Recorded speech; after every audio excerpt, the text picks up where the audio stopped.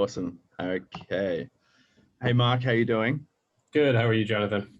Not too bad. I just got back into New York, so I think for everybody that is listening probably doesn't know that you're in Ireland, so sitting massively apart. We'll get kicked straight off into it.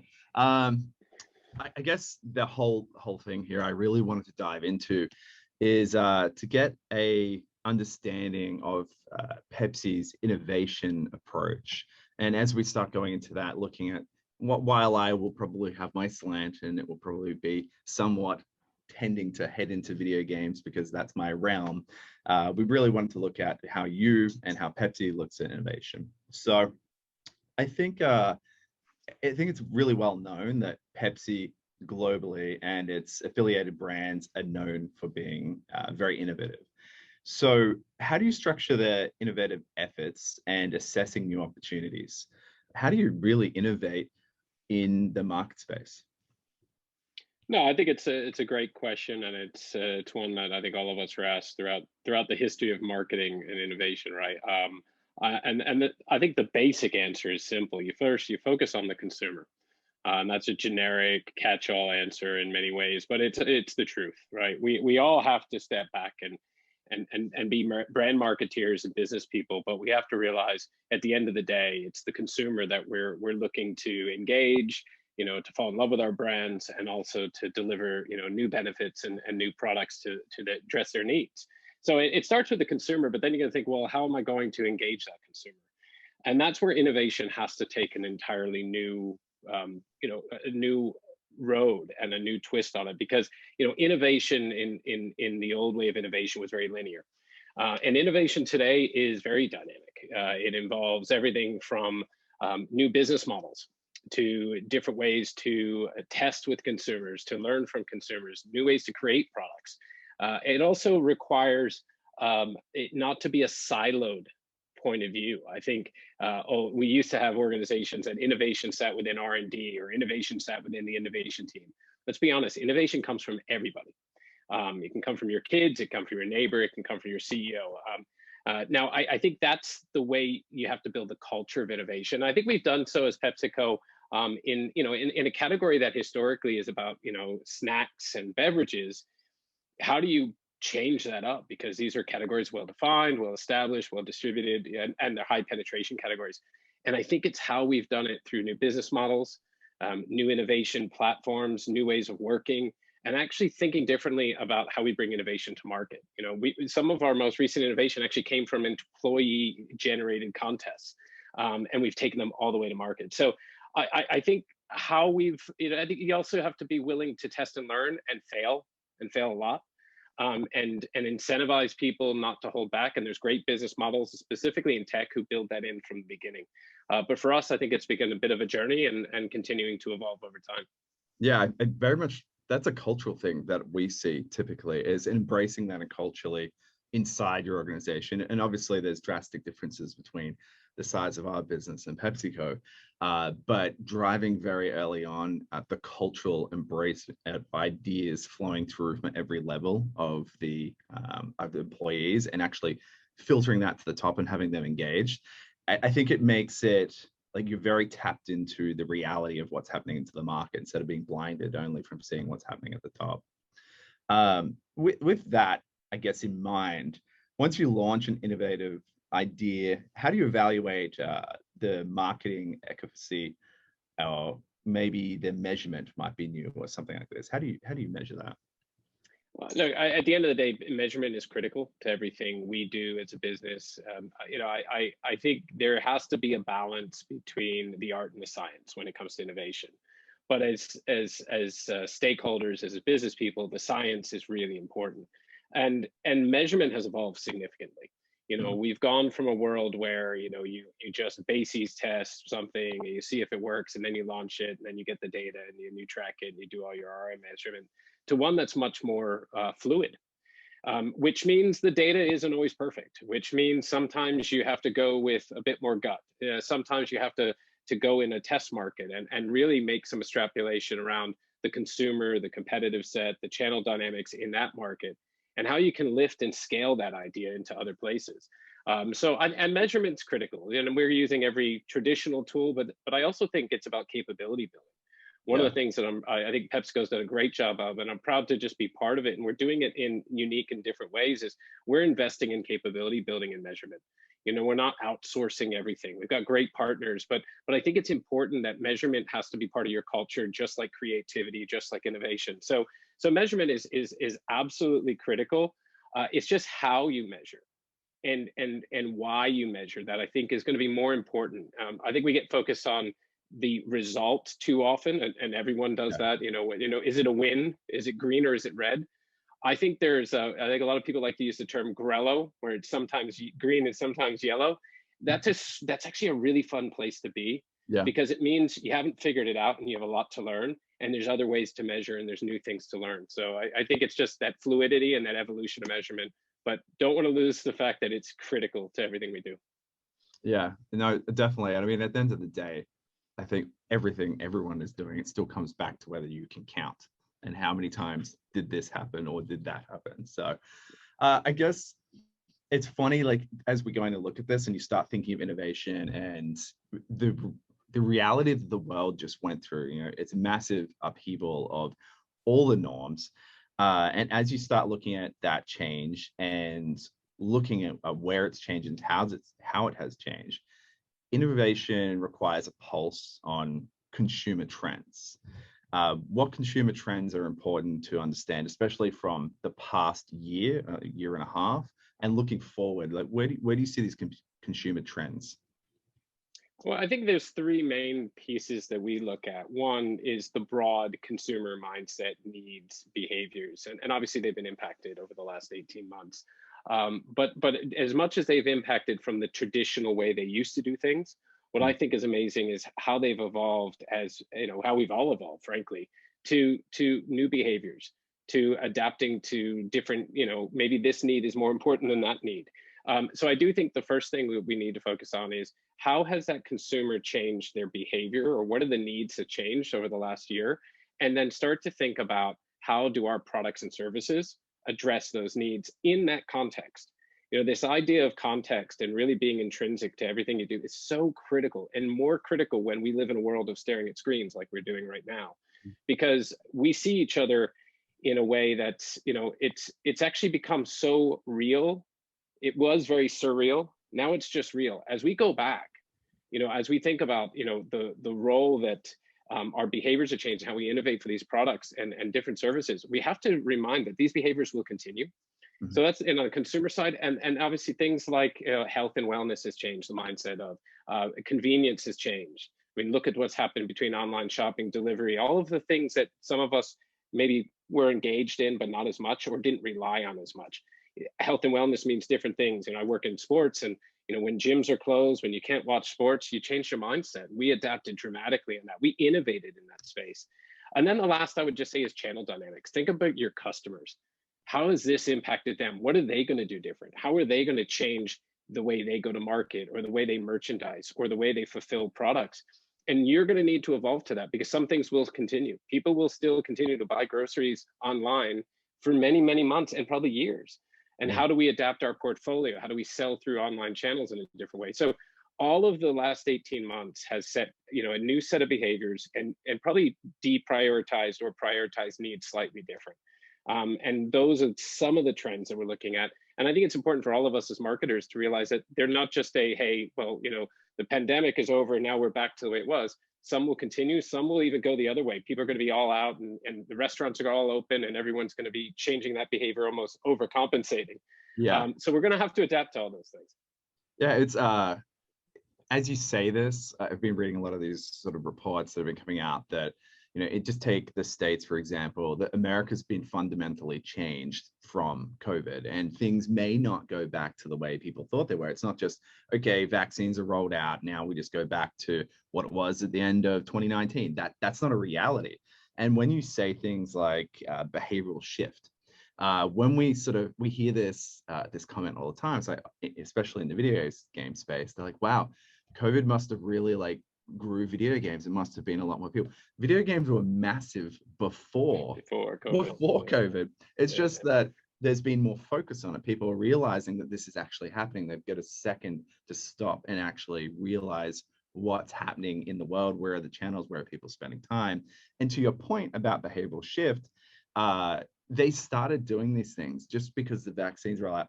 There was already massive. The ones that gained, or the new gaming set that came on, we're predicting they're not going to leave. They're going to keep playing. So I guess that's yeah, behavior is interesting. But I guess as you're talking around behavior, I know this is something that you always like to look at, and the idea or the concept of receptivity around advertising. And where are you finding these audiences and the receptivity that they have, or how receptive they are being inside of these different channels? Why, to you, like, why do you see this being such an important topic now? I think it's because it's been largely, I wouldn't say overlooked, but maybe disproportionately viewed as, reliant on the traditional model of advertising or communication or engagement, frankly, right? And when you have such a cultural shift and behavioral shift like we've all gone through, it makes you, jump ahead, or skip a generation, or second guess. I mean, maybe we should invest a little more in this or that. And we all went through different realms of this. And when you step back and stop thinking about, well, what's my media buy, and you change the conversation to what is the message I want to get, and when and where is a consumer most receptive to that message, it shifts the conversation. Now, don't get me wrong, there's a huge and always will be a major market and a major need from all of us for traditional media and advertising. But if the receptive consumer is doing different things, like you said, gaming was big. Gaming's just more culturally ingrained in everyday culture because of the pandemic. And there are a lot of closet gamers who probably need to talk about it now that are talking about it a lot more. But I think it's how you meet and get your message to those folks in different ways. And the pandemic has forced people to think differently about in-game messaging. It's forced people to think differently about how you engage in gaming. I mean, a couple of years back, it was all about esports and events and streaming. While that still existed, the events went away. So those opportunities to be with those consumers and where they're most receptive have changed. So whether it's gaming, traditional sports, or even just traditional communication, I think we all as marketers have to really step back and just ask the questions, where and when is my consumer most receptive to my message? And that will inform our advertising strategy. Yeah, no, I agree. Before COVID, people watched a lot of non-linear video, played lots of video games.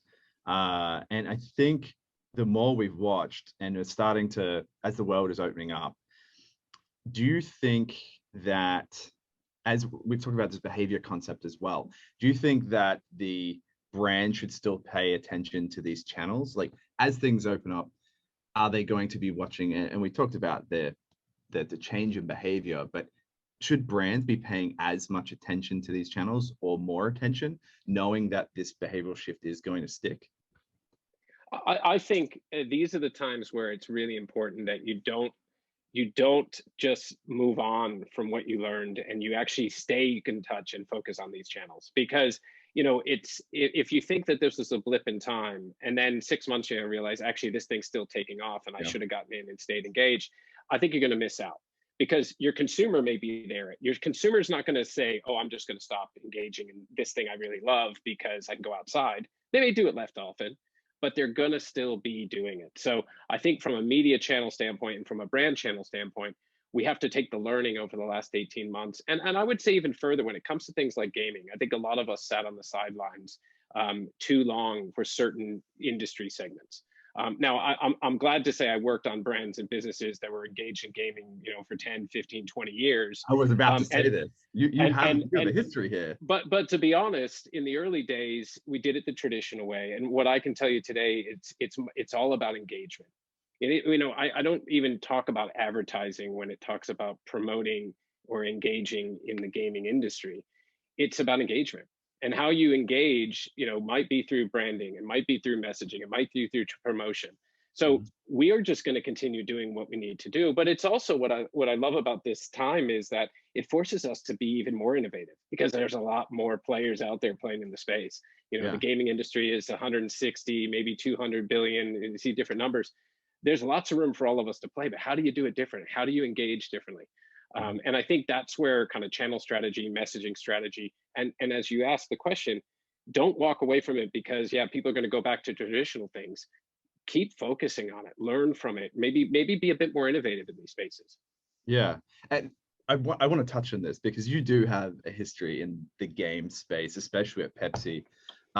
So is there something you want to talk about this? I'd love you to talk around some of the work that you've been proud of, especially in the game space, and what Pepsi's done. Well, I can't take credit. A lot of the teams around the world have done lots of great things. We've had owned gaming properties like in Russia, where we've created, an adrenaline platform, which was an esports platform that we built from scratch, promoted, produced, published, created an entire engagement / entertainment platform. Did the same thing in India with Mountain Dew. Mountain Dew in the US, the team there, and I was a part of that team at different times. Amazing work in engaging with key traditional IPs, but one of the first brands to bring in-game engagement, in-game gear, in-game branding, exclusives for customers, but also for our key consumers, tying it in with other brands. And then you look at the industry as a whole, and technology has just unlocked a lot of different things. The publishers, the developers are doing great things.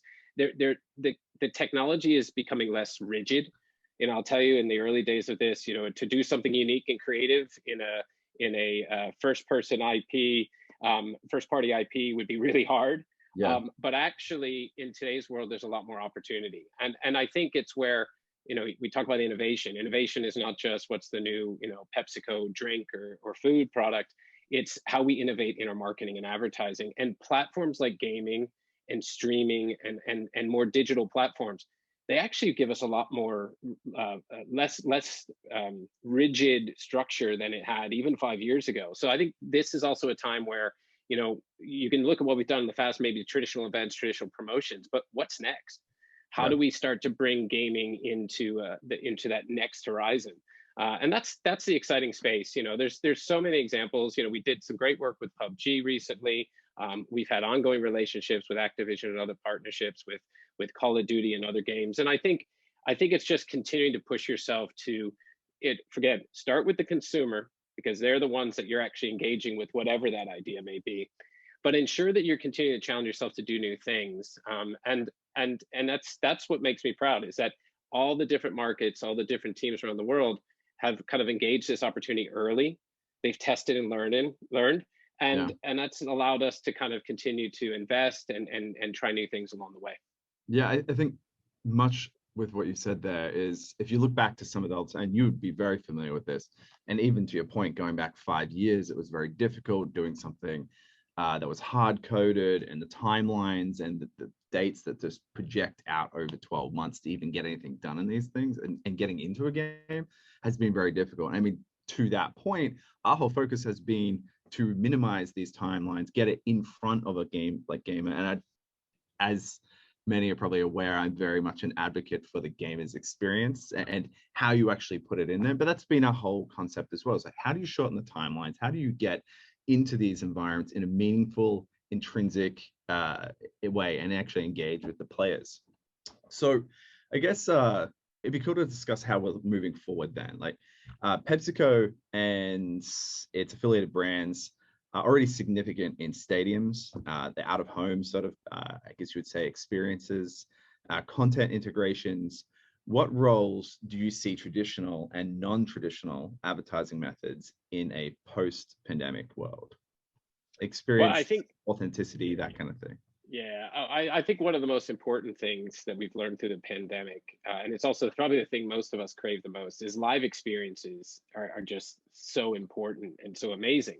However, what we've learned is, without having live experiences, the value of some of the traditional advertising metrics, which for the most part are the bread and butter of partnership and sponsorship since the dawn of time, have kind of, it forced us to rethink, well, how it's not the only thing you need. It's how do you leverage that differently? And it gets to this, simple concept around engagement. As we think about traditional sponsorship, signage, advertising, whether it's in live sport or any other activity, while that is important and it's critical to our overarching strategy, how do you make the story that you're telling as part of that partnership, whether it be a game or a sport team, be more dynamic. Because even the greatest interactive LED and signage is still static in its principal form, and it's static when it comes through a flat screen. And that's where this idea of how do you make it more interactive. If you look at what we did in the Champions League opening ceremony this year, where we couldn't, and we virtually did it with Marshmallow, and we brought in special guests, and we tied it into the game and the broadcast in a unique way. You look at what the U.S. team does in its brand integration through some of its partnerships with the NFL and the NBA, and you look at what we do with music. It's music and live experiences are coming back, and we're all excited about that. But how do you take the learning from the traditional way and the new learning, both behavioral and how the industry and the consumers evolved, and just get more creative in those engagements and those storytelling opportunities? So I think we're going to see some really interesting new ways to engage in the traditional advertising space in sports and live events, but equally, and I think you brought this at the beginning of this, if you're playing a game, the last thing you want to do is just be fed things that feel inauthentic. And the authenticity of that experience through any type of brand engagement and advertising per se will actually be the thing that the gamer really enjoys. It'll feel more real. And the more real it feels, the less they might notice it as advertising, the more they might understand it as part of their gaming experience. And that's probably going to build a stronger affinity. So that's what we always look for. What is it I can do to actually enhance that experience? What role can my brand have to be part of that gamer's experience and really bring our story to life? Yeah, no, I think it's you and I are both massive advocates when it comes to experience. And when it definitely comes into this, and we start doing where there may be some elements of custom that we do specifically for brands, so they have that extra level of engagement, but even just to signage in stadiums and so forth, we track monitoring and conversation when we sometimes look at how people are actually responding to different pieces of creative. Extended play session lengths, I think I've mentioned this before, even with you, it's like people are playing longer when we start engaging with the brand. They start commenting on the brands inside the gameplay. It's really fun to see it happening right in front of you in real time.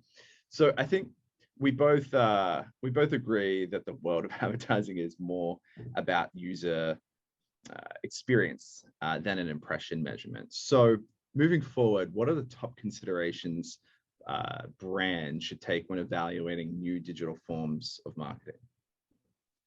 I think the first thing is experiment. You got to test and learn. You're going to have to take some risks.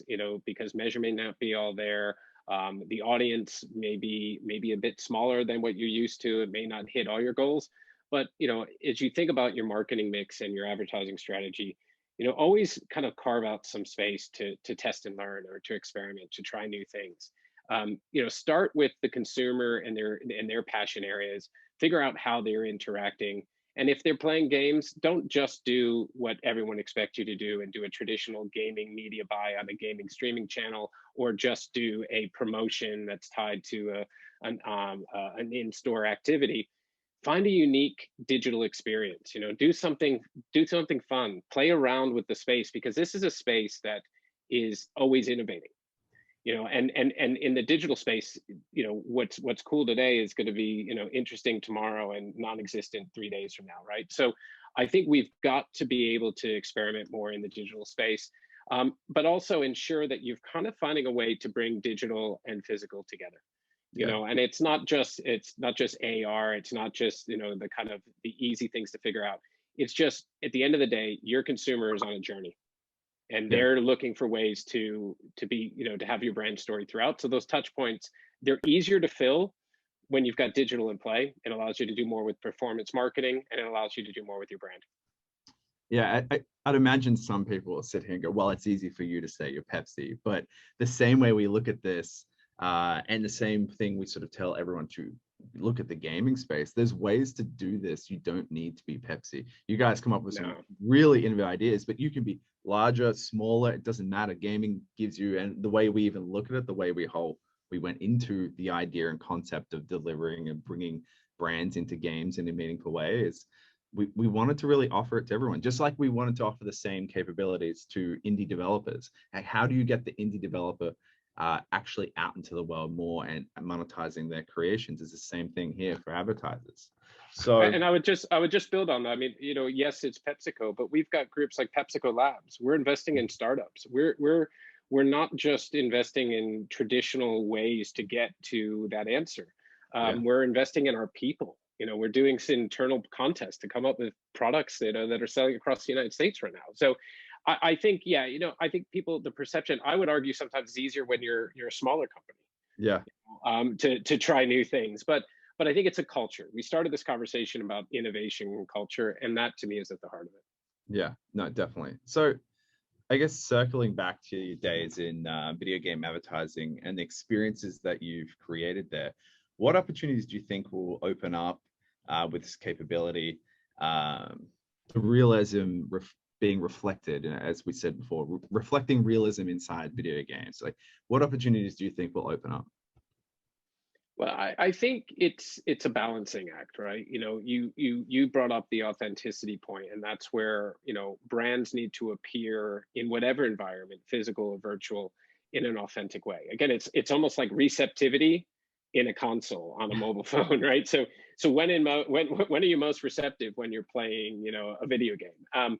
But I do think brands need to continue to look for ways to link their storytelling into these channels.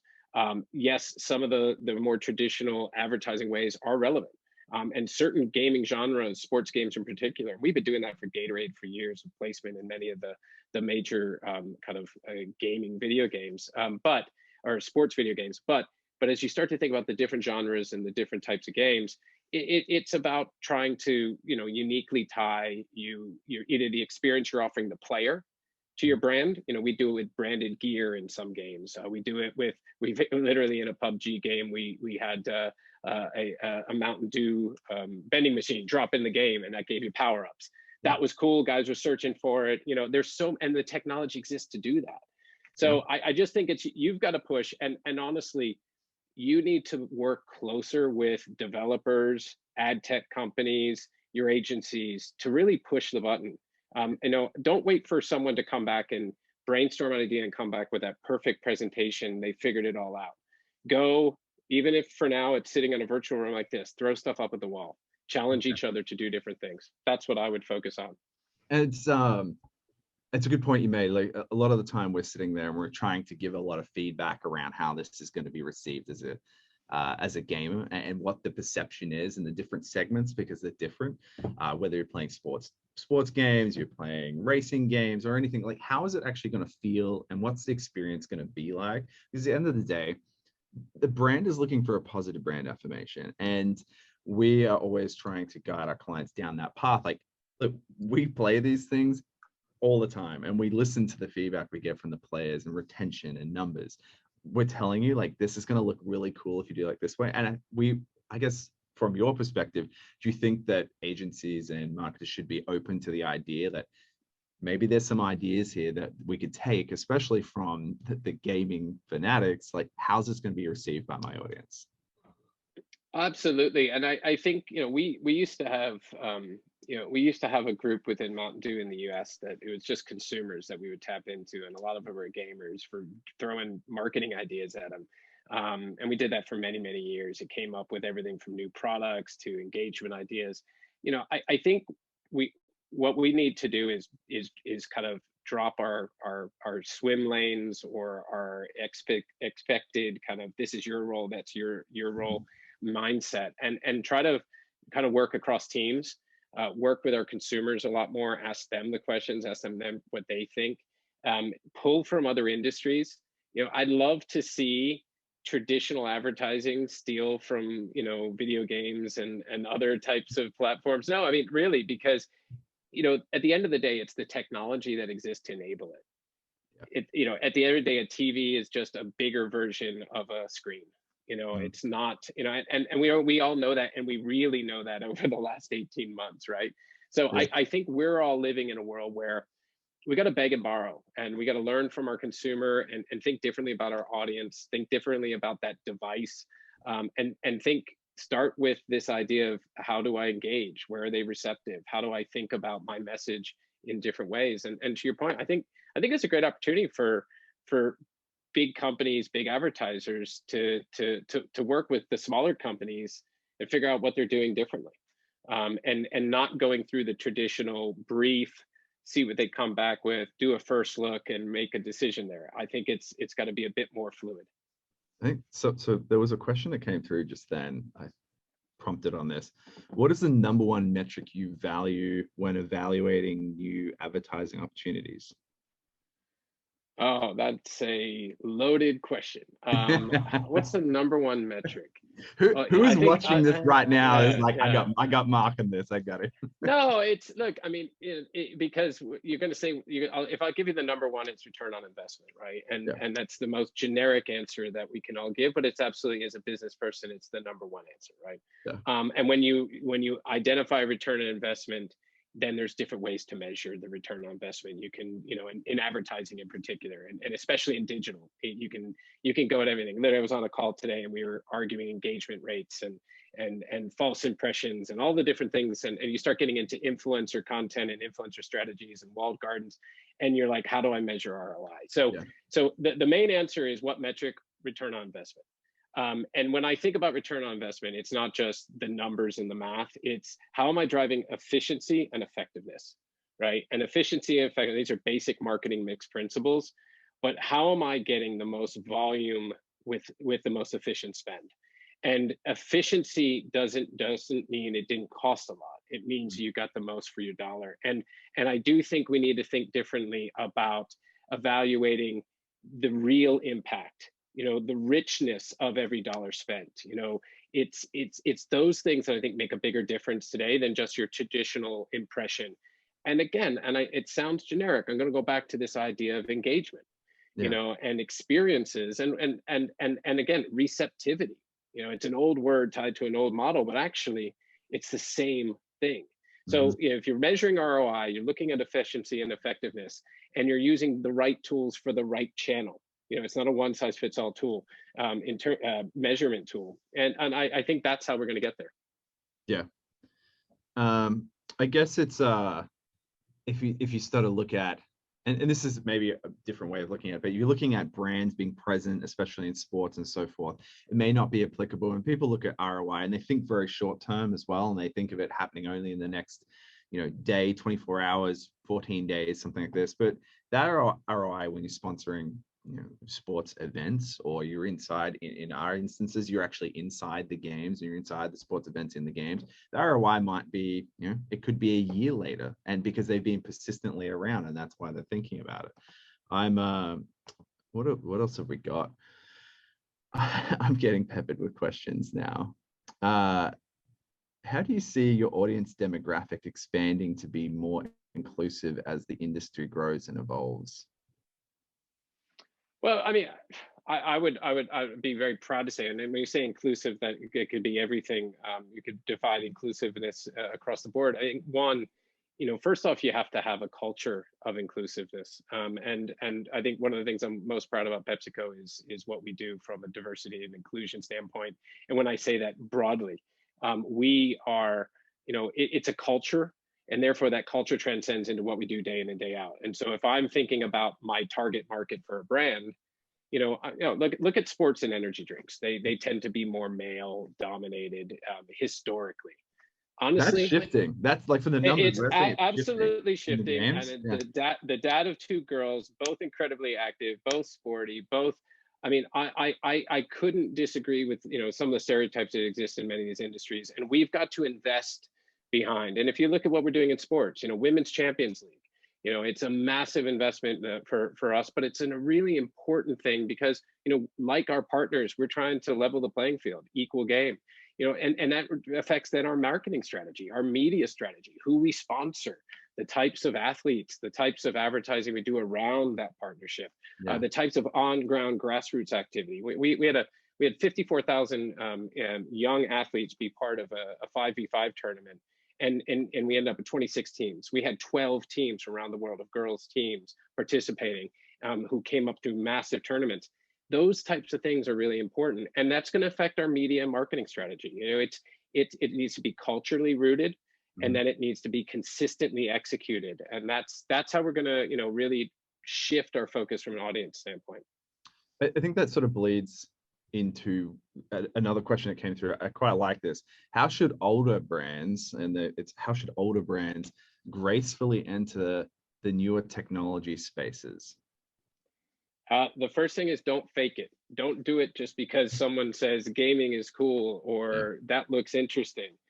Find your unique angle. Find your unique role that you can play. Even for gaming, for some of our brands. I mean, like Mountain Dew is a really old 1930s originally. We bought it in the 70s brand, but we reinvented that brand in the 80s and 90s and actually put it at the front of kind of youth culture through action sports and gaming from the late 90s till today. But yet we still keep our roots in other sports, for example, especially in the US. And so, if you're an older brand trying to reach a new consumer, find your unique, authentic way that you can connect. And we've seen some amazing, restages of brands to target new consumers. And I think where they started with is they asked themselves is, who are they? What's their purpose? What's the role that this medium or this passion area is going to play in telling my story? And also they got to be willing to, to try something new. And again, it just goes back to my first point is like, don't just do it for the sake of doing it. Do it because you believe in it and you've thought it through and you found a role it's going to play in your storytelling. Something else that came through here. You had to pivot marketing plans during the pandemic. What are some other examples from PepsiCo